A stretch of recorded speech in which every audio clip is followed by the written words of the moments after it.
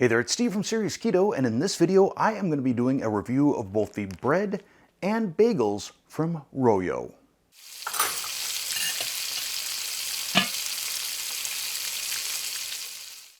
For quite some time, the bagels from Royo have been showing up in my Facebook and Instagram feed, and I have yet to have a good keto bagel, which is why I'm going to do these second. First, I'm going to do the Royo Artisan Bread. Now, every time I do a keto bread review, I will get the question, what is your perfect bread? And the answer is, I haven't found it yet. My four main criteria are quality ingredients, or at the very least, not using an inflammatory seed oil, taste, minimal impact on my blood glucose, and price. So let's start out by taking a look at the nutritional information and ingredients on the Royo bread. Serving size is 1 slice. I will be having 2 slices because every bread review I've done, I've had 2 slices, so we want to keep this consistent. Total carbs, 13 grams per slice, of which 11 are dietary fiber for a net 2 grams per slice, 3 grams of protein.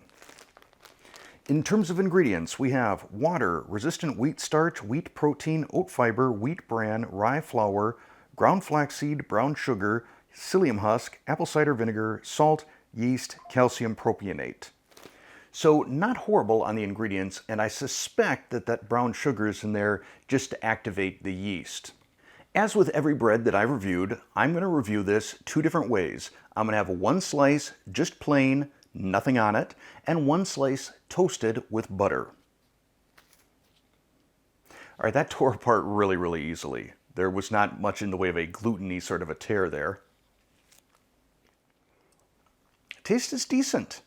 I would compare this to like a really light wheat bread and not as wheaty. There's no sort of a bitter aftertaste, and the chew on it is pretty bread-like, though not as gluten-y. The psyllium husk isn't bothering me at all. Sometimes the psyllium husk can create a real sort of almost rubbery feeling on my teeth, but I'm not picking that up. Next, we have the toasted piece, which I'm going to butter. And I realize that buttering the toast is going to reduce a potential glucose spike, but it's important that I test this way because some keto breads, they just don't handle butter all that well. They get very powdery, almost sort of start to dissolve. This, however, is spreading nicely and it's not dissolving the bread. It's holding its structural integrity. Okay, that's pretty great. I mean, toasted and buttered, I don't know that I could tell the difference between this and a light wheat bread, but none of that matters if it winds up spiking my glucose. So, I am wearing a Dexcom G6 continuous glucose monitor, and using the Levels Health app on my phone, I will monitor over the next 2 hours continuously how this affects my blood glucose. And then I'll be back with the results after I finish the rest of that toast and that little bit of regular bread. All right, it has been just a little over 2 hours. Let's see how that Royo bread affected my blood glucose, if at all. This is not good. It's also not expected. Given the ingredients lists, I really didn't expect to see a spike of this size. Let's see just how much it was. 44 points.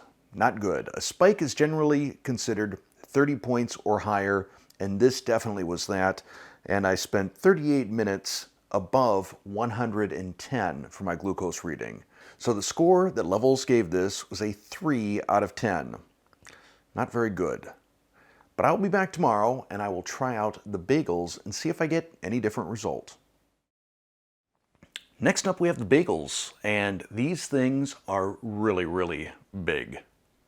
In terms of nutritional information, serving size is 1 bagel, 80 calories, 1.5 grams of total fat, a whopping 38 grams of carbohydrates. So if you are counting total carbs, I think this is immediately eliminated. However, 32 grams of those are dietary fiber for a net 6. Interestingly, 32 grams of fiber is 114% of the daily value. I'm not sure if that's daily minimum or daily maximum. We might find out later. And finally, 10 grams of protein. In terms of ingredients, we have water, resistant wheat starch, wheat protein, oat fiber, wheat bran, rye flour, ground flaxseed, brown sugar, psyllium husk, malted syrup, apple cider vinegar, salt, yeast, calcium propionate, and everything bagel seasoning, which is poppy seeds, whole flaxseed, dried garlic, and onion. I wonder why they used flaxseed instead of sesame seed. The bagels are not pre-sliced, so I'm gonna have to take care of that. And the interior on this is definitely bread-like. You can see all the little holes in there. It's not dense like a regular bagel. Now I'm gonna eat this a couple of different ways just to kind of put it through its paces. I'm gonna eat some of it plain, which I'm gonna do right now. The taste is good. It's basically like their bread, but perhaps a little bit more dense. And then you've got the everything bagel seasoning, and really I'm getting hit with the garlic the most. The texture on this, however, is not like a bagel. It is like a bun. But let's continue some taste testing. What I'm gonna do now is I'm gonna toast it, and I'm gonna see how it is with both butter and with cream cheese. For the toasted one, I've buttered one side and put cream cheese on the other side. And I'm gonna bring this up to the camera just so you can see what's going on here. So hopefully this is evident on the camera, but as I was spreading both the butter and the cream cheese, it started to kind of crumble and break apart a little bit. Again, unlike a traditional bagel. So I'll have a bite of the buttered portion. That is really pretty delicious. Wow. Now the cream cheese. So despite this not having the texture of a real bagel, it tastes really good.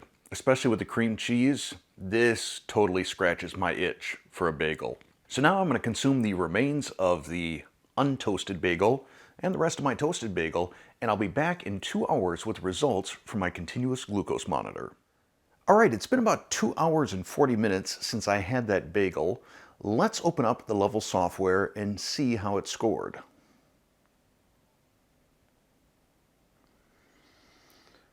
Not good.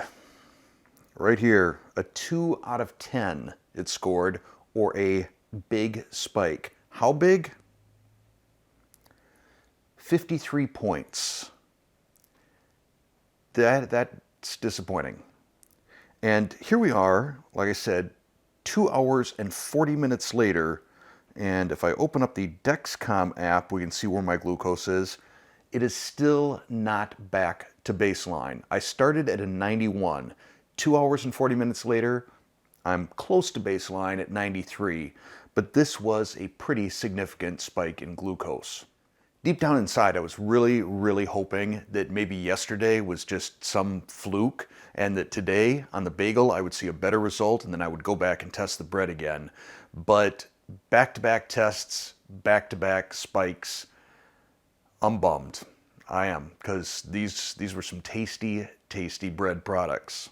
Now, an important point to make, whenever I do this glucose testing, these are my results only. I am not a diabetic, either type 1 or type 2. So your results may vary. They may be better, they may be worse. And I'd be curious to know if any of you out there have tried the Royo products and done glucose testing, what were your results? Specifically at about the 1 hour period, because that's generally when you see a spike. Please let me know down in the comments below. I would like to thank Royo for sending me these products. They tasted great. I just wish the glucose results would have turned out better. As it is, I'll probably just wind up giving them to my non-keto family, who I'm sure will enjoy it. The ingredients pretty clean, but yeah, I can't be doing those glucose spikes. So I hope you found this review helpful. If you did, please click that like button. If you're not a subscriber already, tap that subscribe button, then hit the bell to turn on all notifications. But that's going to be it for this video. The search for the perfect bread and keto bagel continues. Thanks for watching.